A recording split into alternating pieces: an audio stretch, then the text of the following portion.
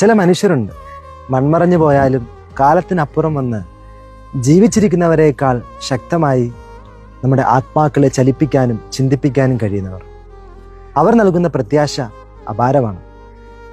തൻ്റെ മകൻ്റെ കരങ്ങൾ കെട്ടി അവനെ ബന്ധിച്ച് കൊല്ലുവാനായി കത്തിയുയർത്തിയപ്പോഴും അബ്രഹാത്തിൻ്റെ കണ്ണുകളിൽ പ്രത്യാശയുടെ നുറുങ്ങുവട്ടം അവസാനിച്ചിരുന്നില്ല. കാഴ്ചയ്ക്ക് അപ്രാപ്യമാംവിധം ഇരുണ്ട കാർമേഘത്തിലേക്ക് കയറി ചെന്ന മോശയ്ക്ക് ദൈവം പ്രത്യാശയുടെ വചസ്സുകൾ തൻ്റെ കൈവിരലുകളാൽ എഴുതി കൊടുത്തു. കാലങ്ങൾക്കും കാതങ്ങൾക്കും അപ്പുറം കാൽവരിയുടെ വിരുമാറിൽ ഉയർത്തപ്പെട്ട കുരിശിൽ മരിച്ച 33കാരനിൽ ലോകം പ്രത്യാശ എന്തെന്ന് കണ്ടെത്തി. മരണത്തിൻ്റെ നിഴലുകളിലും ഇരുളടഞ്ഞ താഴ്വരയിലും ജീവിതത്തിൻ്റെ ഒറ്റപ്പെട്ട നൊമ്പരങ്ങളിലും എന്താണ് ഒരു മനുഷ്യൻ ചെയ്യേണ്ടതെന്ന് ധന്യൻ മാർ യോഹന്നാനീസ് പിതാവ് നമുക്ക് പറഞ്ഞു തന്നു. അത് മറ്റൊന്നുമല്ല, പ്രത്യാശ നമ്മെ നിരാശരാക്കുന്നില്ല. അധികാരങ്ങൾ കൈയൊഴിഞ്ഞു പോകുമെന്ന് ഭയമോ താൻ നേടിയതെല്ലാം നഷ്ടപ്പെടുമെന്ന് ഭീതിയോ അല്ല അദ്ദേഹത്തെ പുനരേകത്തിലേക്ക് നയിച്ചത്.